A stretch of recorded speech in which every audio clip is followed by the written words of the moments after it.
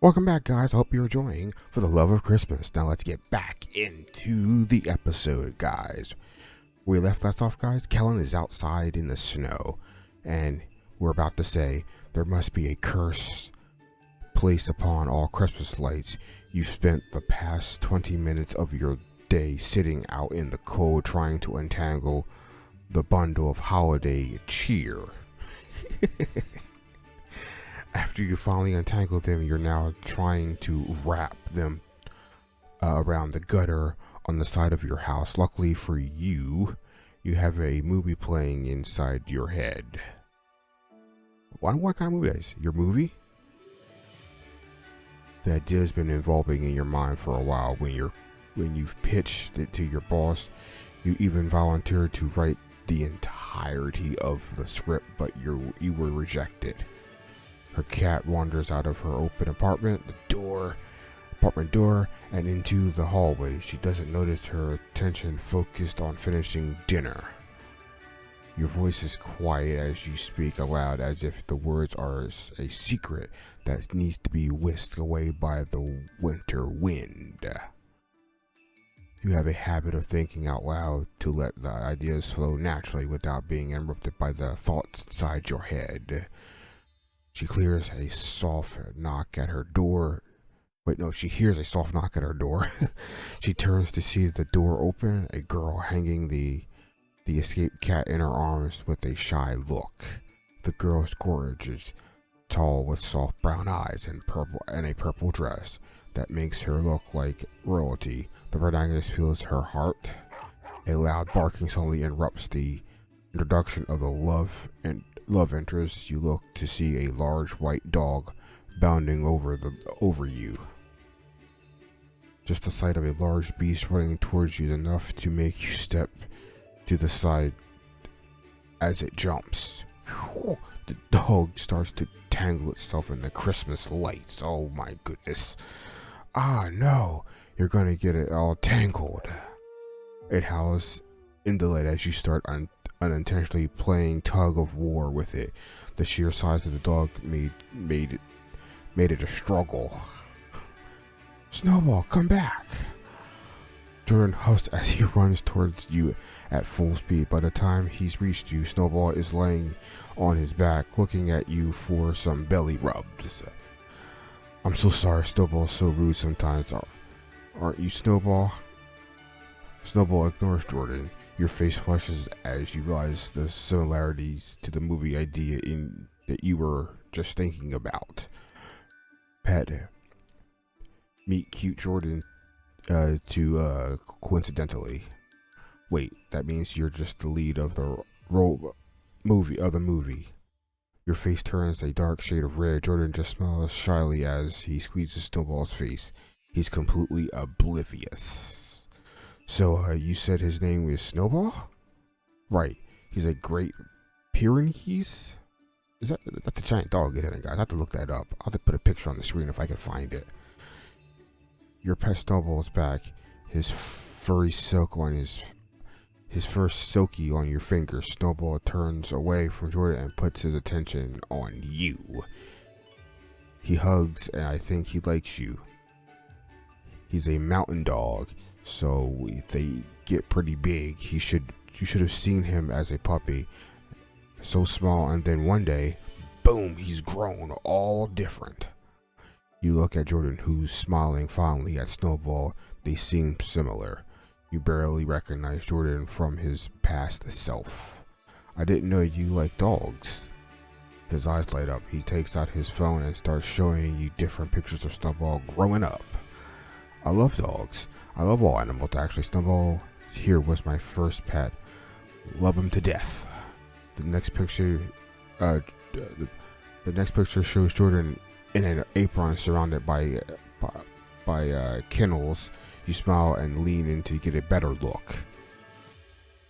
You're a volunteer at a shelter? He shyly smiles and laughs, putting his phone back in his pocket. Yeah, just something to do on the weekends, nothing spectacular or anything. You look at him and he looks back. His face tinges red from the cold. And nothing else? Definitely nothing deeper here. I would have never thought middle school children loved animals. Well, I was practically an invisible nerd back then. I was super shy and awkward. You shrug. I mean, we were still friends. Right, thank you for being so kind to me back then. You really didn't have to do that. What do I say? Our classmates were missing out. I'm glad we're friends. I'm gonna go with that. I'm glad we're friends. I never thought you were awkward. He smiles. Jordan lets out a huff, shaking his head. I was pretty awkward. Okay, but who's not awkward in middle school? If anything, I think you were just introverted. You bump his shoulder. I thought. He gives you a shy but happy smile. Look at that smile. Thank you. Thanks. I'd like for us to be friends again, if that's all right. Does that mean I can see Snowball whenever? The smile on his face widens. Look at that blush. Of course it does. Then friends it is. Your hands blush over Snowball's fur once again. A warm feeling spreads from your heart to the rest of your body. It's nice to have a friend. Jordan motions to the lights that now sit on the ground in a pile. You're on light duty, huh? You roll your eyes and pick up a pile. Snowball sniffs the balls, sniffs the lights. He seems disinterested despite his previous need to use them for a tug of war. I got roped into helping my mom with a big Christmas party. Jordan raises her eyebrows. You explain further. I just kind of blindly agreed to it. Not that I mind, but you motion your hands, not sure what you're trying to explain. You suddenly feel exhausted at the I don't even know what that is. Of all the preparations of what needs to be done. I'm gonna go with that. Jordan stands and brushes off his pants. Well, if you'd ever need someone to join you, I'll be glad to. Oh no, you don't. You haven't been here for a bit, right? A lot has changed. How so? He hums thoughtfully. Let me think. Lots of people flock here in the recent years, searching for that small town life. But now we're a medium-sized town. You chuckle at the lame joke. Plus, it can be nice to have someone along when doing boring errands. He holds his hands out. I'll make sure to take you up on that. You grab his hand, and he hoists you up with ease. You both stand there, awkwardly holding hands. He lets go and grabs Snowball's leash. I should finish walking him. I'll see you later. Yeah, see ya. He leaves with Snowball, bounding happily after. You left with a warm feeling covering up exhaustion that previously irked you. Water break, guys, water break.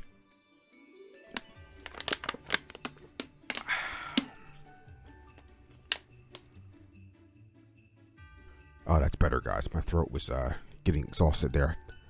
It's been a while since I've done a visual novel. A couple strained hours of Christmas light hassle later, you're finally inside. After taking a long sip of some hot cocoa, you set it down and place your hands on your hips. Guys, do you guys like hot chocolate and stuff like that? I love hot chocolate, guys, and hot cocoa. Like, in the wintertime, it's like my jam, dudes. It is like my jam. Like, matter of fact, I've got hot cocoa behind me right now as we speak. Gotta put it in my Keurig machine, and guys, it's gonna be delicious. Anyway, your parents are placing more ornaments on the tree. You take a picture of the moment inside your mind. Your father's deep laugh, your mom's soft smile. Kiddo, do you remember when you were 7 and you tried staying up all night to find Santa? You let out an embarrassing groan. Oh, Dad. Not this. Your mom laughs. It's awkward. An awkward memory, to say the least. You stay silent and pick up an ornament to put on the tree. Your dad continues the story. You were so excited, you even dressed up as an elf so Santa could, he pauses, tilting his head slightly as he tries to recall the memory. Oh, what is it? So Santa could have the best elf that's not human. Your dad snaps his finger and smiles. Yes, that's it. You want to run away and live in the North Pole. Too bad it was when I realized you were Santa, Dad. Still, the holiday spirit never left, even if you were inconsolable for a week after. Laughter resounds throughout the room. Even if it's awkward, it was a good memory. Every Christmas you had with them felt like a release of everything bad in your life. Moments like this make you grateful for your parents. You've forgotten how nice it is to spend quality time with them. I really needed this. So, sweetheart, so sweetie, how's LA? How are you doing? Are you doing all right? You try not to let the smile melt off your face. You take another sip of your drink and think of what to think of ways to dodge the question. It's not bad. The weather's decent most of the time. Summers are unbearable. It's LA. Oh, that's nice. You nod and actually squeeze the mug with your hands. Food's nice. The commute to work isn't bad either. I really like it there. That's good, Mom says. Your mother sighs happily. I can't believe my child is a fancy screenwriter for Hollywood. Such a fancy job, having to deal with it to what I did. I'm just so lucky. After all these years, I have nothing to show for myself, nothing but disappointment. You plaster a smile on your face. Oh, stop. You're gonna embarrass me, Mom. I'm just proud, is all. Can you tell us about anything you're working on? How do I handle this one? Let's see. Lie and say you've been working on a new film. Say you aren't good enough to have your own script yet. I don't know. Do we lie? I don't want to lie. We'll just say we're not good enough.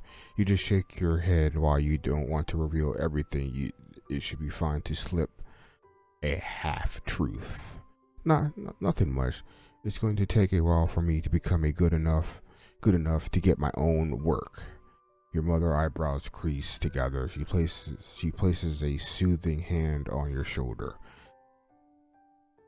Don't say that. Nothing will come around. Something will come around eventually. Your father nods. In agreement, I'm guessing. That's right, kiddo. You're talented enough. Just gotta show them what's what. Doing that definitely worked out. While your parents try to assure your doubts, it's your skill. You swallow the full truth. You just experienced the worst at your job. You aren't sure if you're worthy of being called talented. You definitely haven't earned it. Okay, where are we at now in this one? I'm not sure, but I think Kellen, guys, is in some deep to-do. I think, from what I read, guys, in the description, I don't know if you saw the description below and checked out the game yourself, but in the description of the game, it says that I think Kellen has quit his job before the holidays hit. So I don't think he wants to tell his parents that he quit just yet. So that's what I'm thinking, from what I remember. Jordan is right when he says the town changed. You've decided to go out shopping for Christmas presents for your parents. Normally you order something online would suffice, but going out was better for you this time around. It's practically a new town to you. A majority of stores are ones you've never seen before, much less heard of. You end up taking more time than you'd initially want to. When you exit the shop with a present in tow, you spot a familiar face. That's another thing, guys. Like in my town here, it was like a really small town. I mean, it's tiny, you know what I mean? But then as the years went on, things got bigger and bigger, guys. I mean, like, we've got things like, what was that place called? Buffalo Bills. We never had that around here. And we've got like designer places and all kinds of stuff. Anyway, guys, did I say? Yeah, I said this part. Oh, Jordan. It looks like an A shirt, a muscle shirt. I call them, guys. Jordan smiles when he sees you and waves. He's dressed in shorts and a tank top, aka wife beater. Hey, what's going on? Not much, just doing some Christmas shopping. What about you? You eye his outfit once more. Not really dressed for winter, are you? Oh, I just finished working out and was going to head into... He pauses. Heading into where? His eyes flicker to the store that's right next to the one you've just came out of. It's a comic book shop. Oh, do you like comics? Actually, it was for some D&D stuff. I mean, Dungeons and Dragons, nerdy stuff. Oh, sweet. I've always wanted to get into D&D. He smiles and his eyes light up. Really? You nod, stepping closer to him. It takes a lot of creativity, right? I am a writer after all. I'll show you the ropes sometime. Sweet, Jordan. You hum thoughtfully before your gaze drops down to his outfit. Then you look back at him. Do you not bring extra clothes to the gym? This is. He looks down at his outfit and I suddenly forgot what he was wearing. Oh, easily to dress like this then bring extra stuff.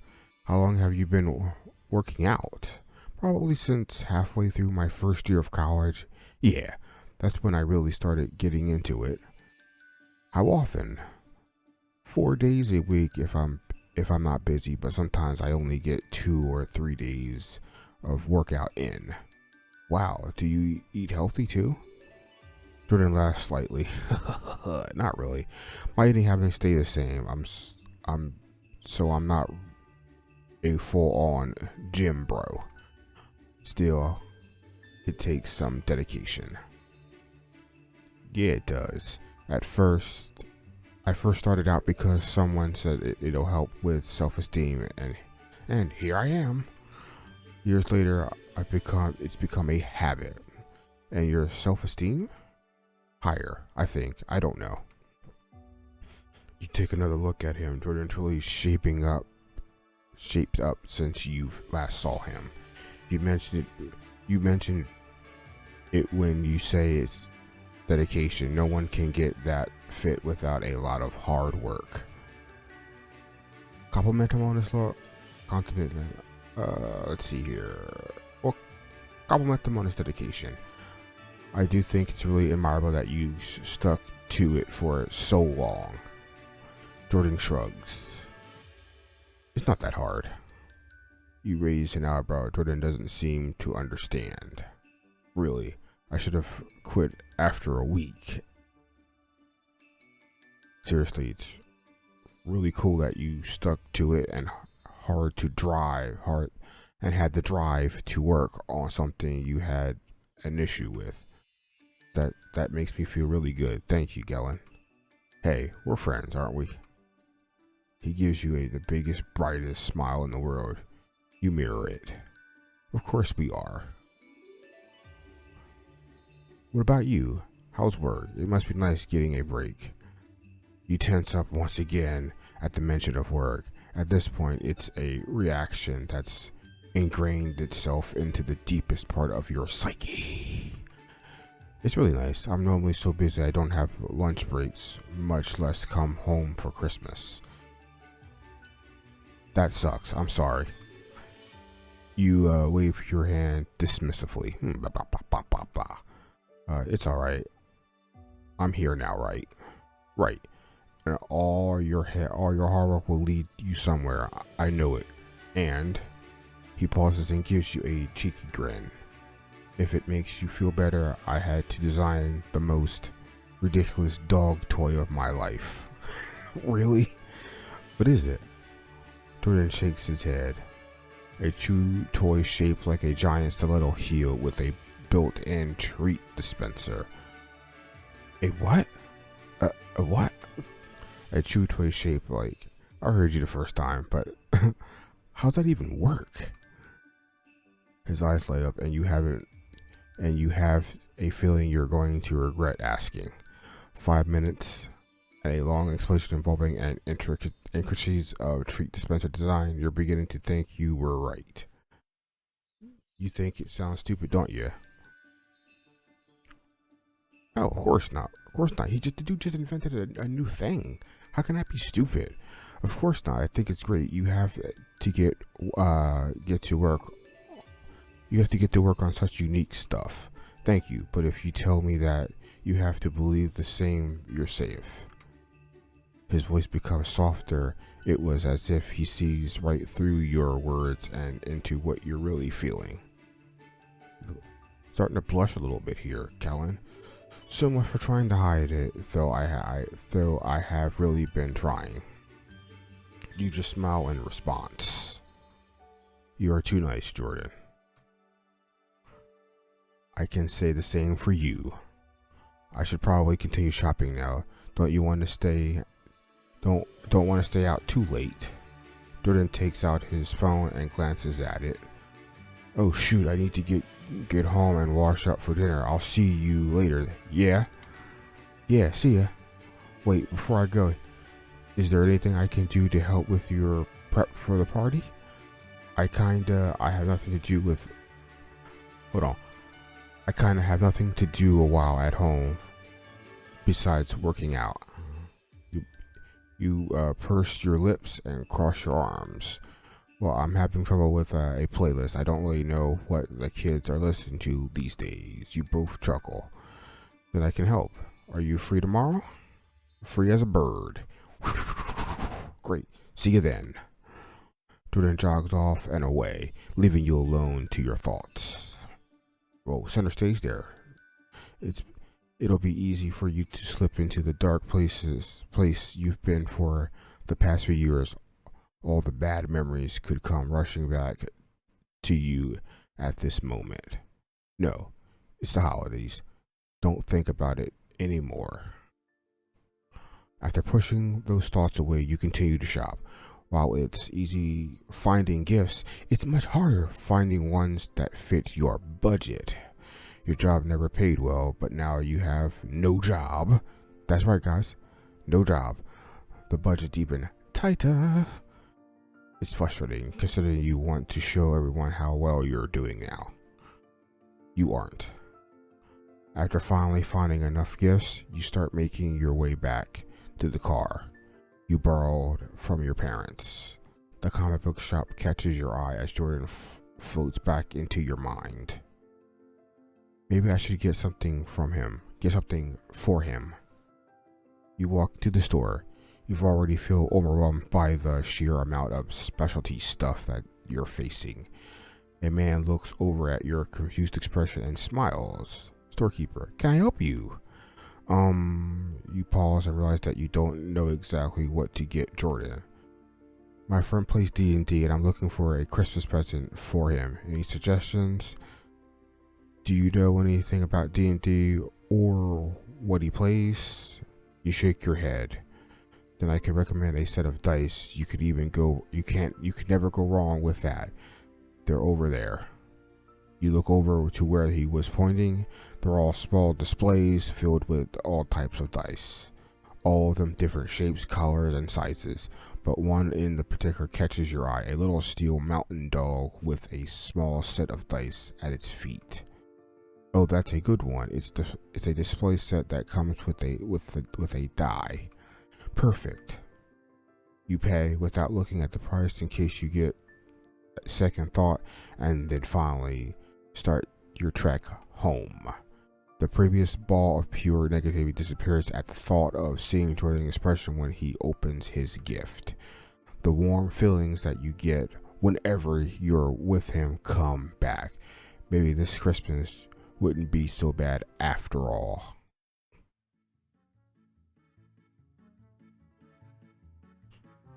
you're pacing back and forth.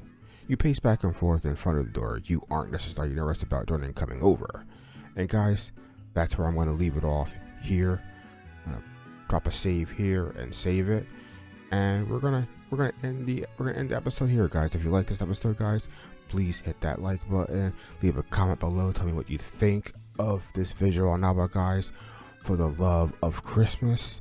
And guys, don't forget to share it out there with your friends. And I will see you in another episode of For the Love of Christmas. Don't know how long it is, guys, but I'm probably gonna play the whole thing.